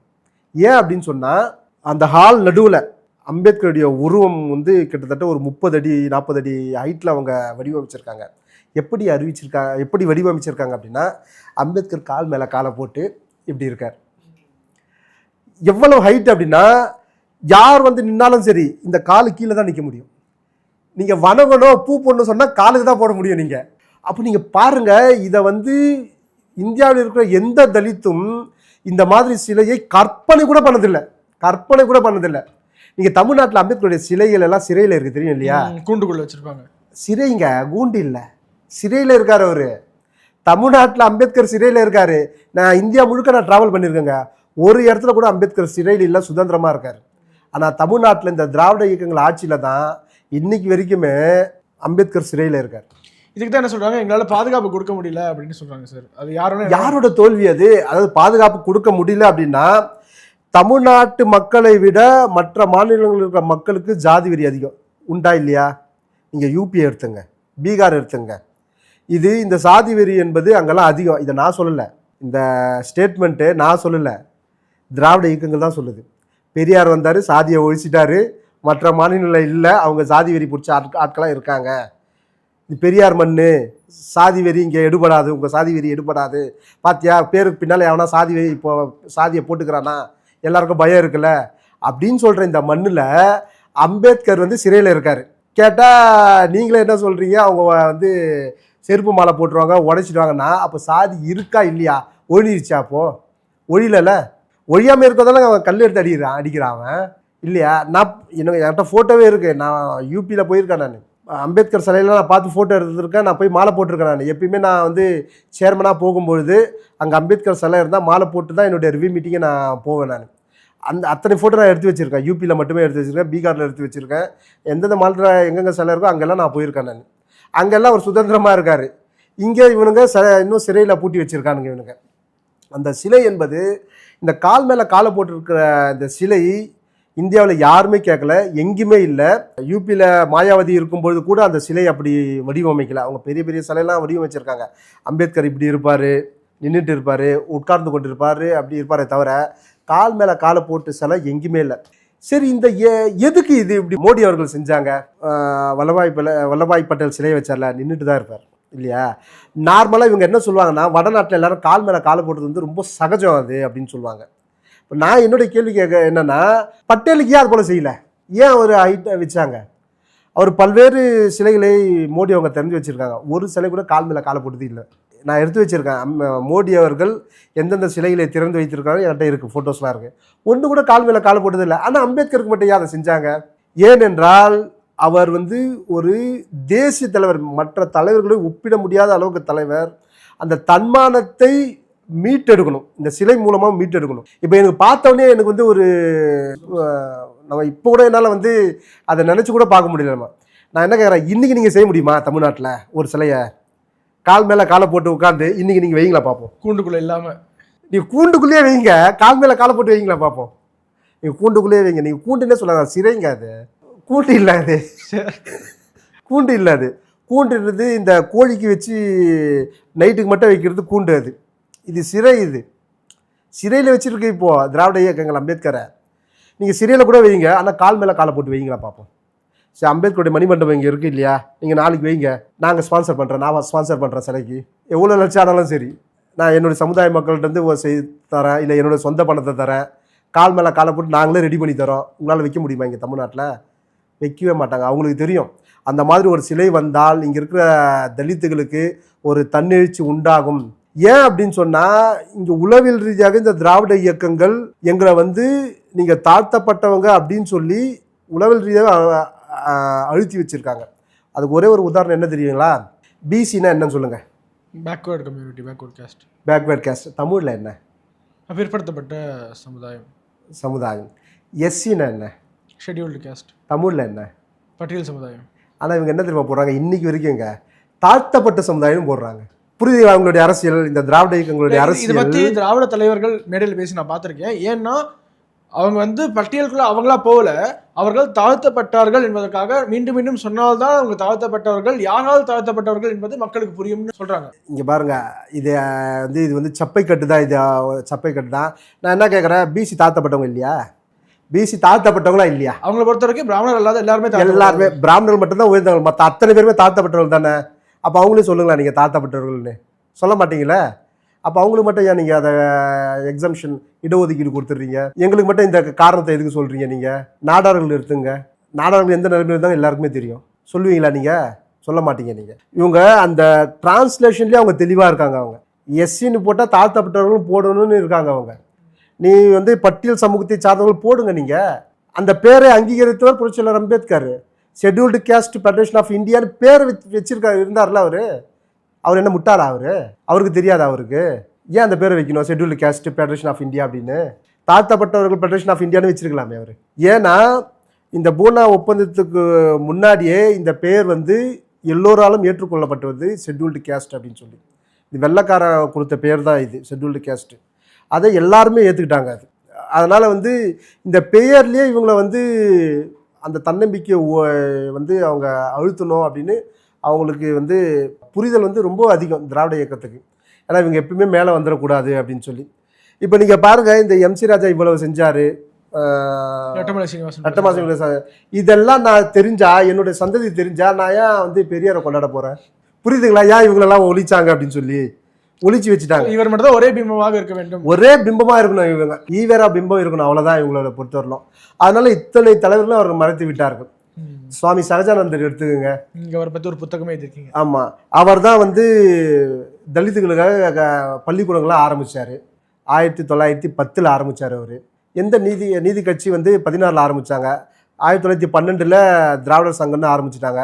யாரெல்லாம் அதுக்கு உதவி பண்ணீங்க சொல்லுங்கள்? அந்த பள்ளிக்கு யாராவது ஒருத்தர் உதவி பண்ணியிருக்கீங்களா கேளுங்க. இல்லவே இல்லை. கடைசி வரைக்குமே சுவாமி சகஜானந்தர் அவர்கள் ஈவராவை எதிர்த்து கொண்டிருந்தார். அவரை கைது செய்யணும்னு சொல்லியிருந்தார். திராவிடர் இயக்கத்தை வந்து தடை பண்ணணும்னு சொன்னவர். அவர் காரணம் இருக்காது, அது காரணம் குறிப்பிட்டு சொல்லியிருக்காரா? ஆமாம், அவர் வந்து என்னென்னா வேதங்களை ஏற்றுக்கொள்பவர்கள் சனாதனிகளானால் நானும் ஒரு சனாதனி தான் அப்படின்னு அவருடைய ஸ்டேட்மெண்ட். அவர் வந்து இந்து மதத்தின் மீது ஆழ்ந்த பற்று கொண்டவர். அவருக்கு தெளிவான புரிதல் இருந்தது. என்ன புரிதல் இருந்ததுன்னா, இந்த தீண்டாமை என்பது சமூகத்தின் அங்கீகாரம் தவிர மதத்தின் அங்கீகாரம் இல்லை. இதை பல பேர் நம்ம இங்கே குழப்பிட்டு இருக்காங்க. இது ஏதோ இந்து மதம் வந்து தீண்டாமையை வந்து அங்கீகரித்திருக்கிறது, பார்த்தீங்களா மனு தர்மத்தில் இருக்குது அப்படின்னு சொல்கிறாங்க அவங்க. ஆனால் சனாதனம் என்பது தீண்டாமையை எதிர்ப்பது, சாதி வேறுபாடுகளை எதிர்ப்பது தான் சனாதனம். எப்படி நீங்கள் சொல்கிறீங்க அப்படின்னா, இப்போ நம்ம அல்டிமேட்டாக நம்ம யாரோட பேச்சை கேட்போம் அப்படின்னா கடவுளுடைய பேச்சை நம்ம வந்து நம்புவோம்னு அர்த்தம். ஒரு காலகட்டத்தில் இங்கே இருக்கிற ஞானிகள் இல்லை வந்து மடாதிபதிகள் இல்லை முனிவர்கள் இவங்க எல்லாம் வந்து சாதி புத்தி வந்து தலைக்கு ஏறிச்சு ஆச்சா. அதில் ஒருத்தர் வந்து சங்கராச்சாரர். அவர் வந்து ஒரு தெருவில் போகும்போது எதிரில் வந்து ஒரு நாயோட ஒரு தலித், அப்போ வந்து பஞ்சமர் சொல்லுவாங்க இல்லையா, அவர் எதிரில் வராரு. அப்போ இவர் சங்கராச்சாரியர் என்ன சொல்கிறாரு, நீ எதிரில் வராத, நீ தூரப்போ விலகி போ அப்படின்னு சொல்கிறார். ஏன்னா நீ தாழ்த்தப்பட்டவன், நீ தீண்டத்தகாதவன், நீ உன் நிழல் கூட என் மேலே படக்கூடாது, அதனால் நீ தனியாக தள்ளி போயிடு அப்படின்றார். அப்போது அந்த பஞ்சமன் என்ன சொல்கிறேன்னா, நீங்கள் என்ன இந்த உடம்பை தள்ளி போக சொல்கிறீங்களா இல்லை என் உள்ளுக்குள்ளே இருக்கிற ஆன்மாவை தள்ளி போக சொல்கிறீங்களா? ஏன்னா ஆன்மா என்பது எல்லாருக்குள்ளே ஒன்று தான், அது பொது தானே, அது நீங்கள் எதை சொல்கிறீங்க நீங்கள் அப்படின்னு அவர் கேள்வி கேட்குறாரு. அப்போ தான் இவர் உணர்றாரு, இவர் நம்ம தப்பு பண்ணிட்டோம், எல்லாருடைய ஆத்மாவும் ஒன்று தானே, இது அகம் பிரம்மாஸ்மி, அதுதானே நம்ம அத்வைத்தம் அது. அப்போ சொல்லி நீ சாதாரண ஆளாக இருக்க முடியாது, நீ யார் சொல்லு அப்படின் போது சிவனாக அவர் காட்சி தராரு. அதுதான் மனுஷ பஞ்சாகம் அப்படின்னு சொல்லி ஒரு 5 ஸ்லோகம் வந்து எழுதுறாரு அவர். இதுலேருந்து நீங்கள் என்ன புரிஞ்சுக்கணும் அப்படின்னா, ஆதி சங்கராச்சாரியர் மைண்டுக்குள்ளே சாதி போயிடுச்சு, அது தப்புன்னு சனாதனம் சொல்லுது. என் கடவுள் சொல்கிறாரு, கடவுளே வந்து அதை உணர்த்துறாரு, இல்லை நீ செய்தது தப்பு, இந்த தீண்டாமை இருக்கக்கூடாது, சாதி இருக்கக்கூடாதுன்னு யார் சொல்கிறா? இன்னொரு ஆதிசங்கராச்சாரியர் வந்து சொல்ல, கடவுளே வந்து சொல்கிறாரு. அப்போ நான் எது சனாதனமாக ஏற்றுக்கணும்? என் கடவுள் சொல்கிறத நான் ஏற்றுப்பேன் நான். அதே போல தான் நீங்கள் ராமானுஜருக்கும் நடந்தது. எங்கெங்கெல்லாம் இந்த சாதி பிரச்சனை வந்ததோ அப்பெல்லாம் இந்த சனாதனம் வந்து அதை போக்கி இருக்கிறது, ஆதரிக்கல, அது போக்கி இருக்கிறது. சமுதாயத்தில் ஏற்பட்ட இந்த தீண்டாமை கொடுமை, சாதி கொடுமை இதெல்லாம் ஏற்பட்ட பொழுது சனாதனம் தான் அதை எதிர்த்து பேசியிருக்கு, அதை ஒழிச்சிருக்கு. இப்படி தான் புரிஞ்சுக்கணும். இதை புரிந்து கொண்டவர் சுவாமி சகஜானந்தர். அதனால் அவர் வந்து இந்து மதத்து மேலே மிகப்பெரிய பக்தி கொண்டவர். அதை விட பெரிய நகைச்சுவை என்னென்னா, அவருடைய ஸ்டேட்மெண்ட் சட்டமன்றத்தில் அவர் ஒன்று சொல்லியிருக்கார், எந்த சாதியும் வந்து ஹிந்தி படிக்கலன்னா கூட பரவாயில்ல, ஆதி திராவிடர்கள் ஹிந்தி கட்டாயமாக படிக்கணும் அப்படின்னு சொல்லியிருக்கார். உண்மைங்க, சட்டமன்றத்தில் பேசியிருக்காரு அவர். வேற எந்த சாதி படிக்கல கூட பரவாயில்ல, ஆதி திராவிடர்கள் என் பிள்ளைகள், நீங்கள் கட்டாயமாக இந்திய படிங்க நீங்கள் அப்படின்னு சொல்லியிருக்காரு அவர். அவருக்கு வந்து ஒரு பெரிய ஒரு கற்பனை இருந்தது இந்த சமுதாயத்தின் மீது. மடாதிபதி ஆகணும், இவங்க நல்லொழுக்கமாக இருக்கணும், நான்வெஜ் சாப்பிடக்கூடாது. அவருடைய பள்ளிக்கூடத்தில் வந்து நான்வெஜ் வந்து தடை பண்ணியிருந்தாங்க. அவங்க 4 மணிக்கு எழுந்துப்பாங்க, பட்டை அடிக்கணும், ஃபஸ்ட்டு சாமி பாராயணம் பண்ணணும், அதுக்கப்புறம் படிப்பு, இந்த மாதிரிலாம் அவர் வச்சு பெரிய அளவில் பண்ணிட்டு இருந்தார். இதெல்லாம் வந்து அந்த பண்பாட்டை வளர்ப்பதற்கான ஒரு கருவியாக அவர் பயன்படுத்தினார் மதத்தை. அவர் இந்த பண்பாட்டை அழிக்கும் விதமாக ஈவேரா செயல்பட்டதுனால அவர்களை எதிர்த்தார். அவர் எப்பவுமே அவங்க கூட வந்து அவர் பயணப்பட்டதே இல்லை. அவர் கிட்டத்தட்ட 32 வருஷம் அவர் வந்து சட்டமன்ற உறுப்பினராக இருந்தார். அவர் ஒரு தடவை கூட திராவிடர் இயக்கத்தில் போயிட்டு அவர் சேரவும் இல்லை, அதற்காக வாதாடவும் இல்லை. இந்த மாதிரி யாரெல்லாம் தனித்த அடையாளத்தோடு தலித் அரசியல் செய்து கொண்டிருந்தார்களோ அத்தனை பேரையுமே இவங்க வந்து காலி பண்ணிட்டாங்க. இந்த வெறி எனக்கு இருக்குமா இருக்காதா? அதனால் வந்து எனக்கு சின்ன வயசுல இருந்தே, நான் கிட்டத்தட்ட காலேஜ் படிக்கிறதுல இருந்தே வந்து இந்த திராவிட இயக்கங்களை எப்படியாவது வந்து நம்ம காலி பண்ணணும், என்னுடைய வரலாற்றை நான் மீட்டெடுக்கணும் அப்படின்னு சொல்லி தொடர்ந்து இவங்களை பற்றிய புத்தகங்களை நான் எழுதிட்டு இருக்கேன். நான் சங் பரிவாரில் இணைந்தது எப்போது? நான் வந்து 4ஆம் வகுப்பு படிக்கும்பொழுது ஆர்எஸ்எஸில் சேர்ந்தேன். எங்கள் ஏரியாவில் அவங்க வந்து டியூஷன் சென்டர் எடுக்க வந்தாங்க. அப்போது அவங்க டியூஷன் சென்டர் எடுக்கும்போது நான் 4ஆவது படிச்சுட்டு இருந்தேன். அப்போது 9 வயசு எனக்கு. அப்போது அதை சேர்ந்து அப்படியே கொஞ்சம் கொஞ்சமாக ட்ராவல் பண்ணிட்டு இருந்தேன் நான். ஸோ இந்த புத்தகத்தை படிக்கக்கூடிய மக்களுக்கு என்ன செய்தி சொல்ல விரும்புகிறீங்க? புத்தகத்தை வாங்கக்கூடியவர்களுக்கு, விருப்பமுள்ளவர்களுக்கு ஏன் வாங்க வேண்டும் என்று ஒரு சின்ன ஒன்லைனில் சொன்னால் நல்லாயிருக்கும் சார் பதிவோட இறுதியாக. இந்த புத்தகம் என்பது தமிழக வரலாற்றில் மிகப்பெரிய திருப்பத்தை ஏற்படுத்தும் அப்படின்னு நான் நம்பலை. நான் ஏன் நம்பலை அப்படின்னா, இல்லை ஒரு செகண்ட் நானே நீங்கள் அப்படி சொல்லியிருக்கீங்களோன்னு நினச்சிட்டேன். சரி, ஓகே. இந்த திராவிட இயக்கங்கள் அவ்வளவு பாறாங்கல்லை போட்டு இங்கே இருக்கிற தமிழுடைய மூளையை அழுத்தி வச்சுட்டு இருக்கு. அந்த ஒவ்வொரு பாறாங்கல்லையும் வந்து நம்ம உடைக்கணும் அப்படின்னு சொன்னால் அவ்வளவு ட்ரில்லிங் மிஷின் தேவைப்படும் நமக்கு. ஒரு ட்ரில்லிங் மிஷின் இல்லை, ஆயிரக்கணக்கான ட்ரில்லிங் மிஷின் தேவைப்படும். அதில் ஒரு ட்ரில்லிங் மிஷின் தான் என்னோட புத்தகம். அதில் இப்போ ஒரு 15 புரட்டுகளை மட்டும்தான் நான் பண்ணியிருக்கேன். இதோட முதல் பாகம் தான். இந்த மாதிரி பல பேர் எழுதியிருக்காங்க, நான் மட்டும் இல்லை. உங்களுக்கு ஒரு ஆச்சரியமான விஷயம் சொல்கிறேன், உங்களுக்கு தெரிஞ்சிருக்கும்னு நினைக்கிறேன். ஈவேராவை தலித்துகள் சார்பாக நின்று எதிர்த்தவர் ரவிக்குமார் அவர்கள். இன்னைக்கு விசிகாவோட பொதுச் செயலாளர் இருக்கார் இல்லையா, கடுமையாக எதிர்த்தவர். ரொம்ப கடுமையாக. எந்த அளவுக்கு கடுமையாக அப்படின்னு சொன்னால், ஈவேரா ஒரு பொம்பளை பொறுக்கி அப்படின்னு எழுதியிருக்கார் ரவிக்குமார். விழுப்புரம் எம்பி தான் சொல்றீங்க? விழுப்புரம் எம்பி தான் சொல்றேன். விழுப்புரம் எம்பி தான். அவர் ஒரு பொம்பளை பொறுக்கின்ற அளவில் அவர் எழுதியிருக்காரு. அது நீங்க பாத்துங்க, அந்த அளவுக்கு அவர் எழுதியிருக்காரு. அவரும் ஒரு ட்ரில்லிங் மிஷின் வச்சு உடைக்க பார்த்தாரு. ஆனால் அந்த அவருக்கு தனிப்பட்ட விருப்பு வெறுப்பின் காரணமாக இன்னைக்கு அதை செய்ய முடியாம இருக்காரு அவரு. இந்த மாதிரி பல பேர் இப்போ எழுதுறதுக்கான ஆதாரம் இன்றளவும் இருக்கு அவங்கள்ட்ட. என்கிட்ட இருக்கு. நீங்க காலச்சுவடுல ஈவேராவை பற்றி ஒரு 150வது சிறப்பு இதழ்னு நினைக்கிறேன், 125 150 தெரியல, அந்த இதில் அவர் ஒரு கட்டுரை எழுதியிருக்கார் ஈவேராவை பற்றி. முழுக்க முழுக்க எப்படி அவர் பெண்களுக்கு எதிராக இருந்தாருன்றதே கட்டுறாது. அதில் இதில் வருது. எப்படி விசிகால சேர்த்து இப்போ எம்பி இருக்காங்க? அது பின்புலம் நீங்க பார்த்தீங்கன்னா நம்ம அவரை நம்ம ரொம்ப கொச்சையாக சொல்ல வேண்டியது இருக்கும். அதனால அது தேவையில்லை, விட்டுருங்க. சரி சார். ஆனால் அந்த மாதிரி இப்போ நிறைய பேர் உருவாயிட்டாங்க. இப்போ நீங்கள் பறையர் சமூகத்திலேயே பார்த்தீங்க அப்படின்னா நிறைய பேர் ஈவேராவை எதிர்ப்பதற்கு வந்திருக்காங்க. ஏன்னா அந்த அளவிற்கு ஈவேரா தலித்துகளுக்கு கொச்சையாக பேசியிருக்கார், ரொம்ப கேவலமாக பேசியிருக்காரு. ஒரு இடத்துல என்ன பேசியிருக்காரு அப்படின்னா, இன்னைக்கு இவங்க 25% இடம் கேட்குறாங்க, இவங்களுக்கு கொடுத்தா கூட இவங்க முன்னேற மாட்டானுங்க அப்படின்னா என்ன அர்த்தம்? இவங்களுக்கு அறிவு இல்லை, கொடுத்தா கூட இவங்க முன்னேற மாட்டான் அப்படின்னு அர்த்தம். அது அந்த மாதிரி ரொம்ப கொச்சையாலாம் பேசியிருக்காரு அவர். அதனால் நீங்கள் இதெல்லாம் விட்டுருங்க. திராவிட இயக்கத்திலிருந்து வளர்ந்து வந்த ஒரு தலித் ஆளுமை அப்படின்னா யாரை சொல்லுவீங்க நீங்கள்? டக்குனு ஒரு பேர் வரமாட்டேங்க சார். இப்போ ஆராசா இருக்காரு. ஆராசா ஸ்டாலின் பக்கத்திலே உட்கார முடியாதுங்க. என்னங்க நீங்கள் பேசுகிறீங்க? தெரியும் இல்லையா ஆராசா? வீடியோவில் பார்த்துருக்கேன். ஆமாம், பக்கத்தில். அதாவது ஆளுமைனா என்னன்னா, இல்லைங்க நான் அடுத்து திமுக தலைவருக்கு நான் போட்டி போட போகிறேங்க அப்படின்னு சொல்லணும். அவர் திமுக தான் சொல்லுவார். அவர் அந்த குடும்பம் மட்டும்தான். அவர் குடும்பம் ஓகே, சொல்வதற்கான தைரியம் இருக்கா ராசாக்கு? அப்புறம் என்ன நீங்கள் அவர் ஆளுமைன்றீங்க? நீங்கள் துணை பொதுச் செயலாளர் சம்திங் அந்த மாதிரி பொறுப்பு கொடுத்தாங்க. ஆளுமைன்றது அவங்க போட்டாங்க நான் வாங்கிட்டேன் அப்படின்றது இல்லை ஆளுமை. எனக்கும் அதில் உரிமை இருக்குது. ஏன்னா நான் பாடுபட்டிருக்கேன், திமுகவுக்கு நான் பாடுபட்டிருக்கேன், நான் உழைச்சிருக்கேன். அது ஜனநாயக கட்சி தானே சொல்கிறீங்க. அதனால் மாநில தலைவருக்கு நானும் போட்டி போடுறதுக்கு தயார் அப்படின்னு சொல்லுங்களேன். அதுதானே ஆளுமை. அப்படி இல்லைன்னா என்ன, நீங்கள் என்ன வேணா போடுங்க, பிச்சைன்னு சொல்ல அந்த இடத்துல சொல்ல நான் சொல்ல மாட்டேன். நீங்கள் என்ன போடுங்க நான் வாங்கிக்கிறேன். நாங்கள் அவங்கள மாதிரி பிச்சை சொல்ல மாட்டோம். அவங்க தான் அதே போல் நீங்கள் பாருங்கள், இவங்களுடைய மனநிலை எப்படி இருக்குன்னா, நீங்கள் சொன்னதெல்லாம் டக்குன்னு ஞாபகம் வருது. திராவிட இயக்கங்கள் போட்ட பிச்சையால் தான் தலித்துகள் ஆதி திராவிடர்கள் நீதிபதி ஆனார்கள். இது எவ்வளவு பெரிய கேவலமான வார்த்தை இது. ஆராசா என்னைக்காவது எதிர்த்து குரல் கொடுத்துருக்காரா? திருமாவளவன் ஒருத்தரவங்க எதிர்த்து குரல் கொடுக்க மாட்டாங்க, யாருமே குரல் கொடுக்க மாட்டாங்க. எவ்வளவு கேவலமான வார்த்தை இது, பிச்சை போடுறது சொல்கிறது. உண்மையிலேயே பறையர்கள் போட்ட பிச்சையால் தான் இன்னைக்கு திமுக இருக்குது. அன்னிலேருந்து நீதி கட்சியிலேருந்து இன்னைக்கு வரைக்கும் இந்த திராவிட இயக்கங்கள் உயிர் வாழ்ந்து கொண்டு இருக்குது என்று சொன்னார் பறையர்கள் போட்ட பிச்சை. நீங்கள் வரலாறு எடுத்து பாருங்கள், வரலாற்றை எடுத்து பாருங்கள். நாங்கள் போட்ட பிச்சை அது. ஆனால் இன்றைக்கி அப்படியே அவன் மாற்றி சொல்கிறான். அதில் கூட நான் என்னுடைய இந்த வரலாற்று புரட்டுகளில் அதை நான் சேர்த்துருக்கேன். நான் வரதராஜன் என்பவரை பற்றி தான் அதை பேசுகிறாங்க. அவர் எப்படி நீதிபதி ஆனார் அப்படின்னு சொல்லி நான் விரிவாக எழுதியிருக்கேன். அதுக்கும் திராவிட கட்சிக்கு சம்மந்தமே இல்லை. அதையும் அந்த 15 கேள்வியில் ஒரு கேள்வியாக நான் சேர்த்துருக்கேன். நான் இந்த மாதிரி ஒரு மென்டாலிட்டியான ஒரு திராவிட இயக்கங்கள் தான் பல்வேறு புரட்டுகளை சொல்லி எல்லா மக்களையும், எல்லா தரப்பு மக்களையும் ஏமாற்றிருக்கு. அந்த நீங்கள் ஏமாறாதீங்க அப்படின்னு சொல்கிறது இந்த ஒரு புக்கு இப்போ ஒரு ஆரம்பமாக இருக்குது.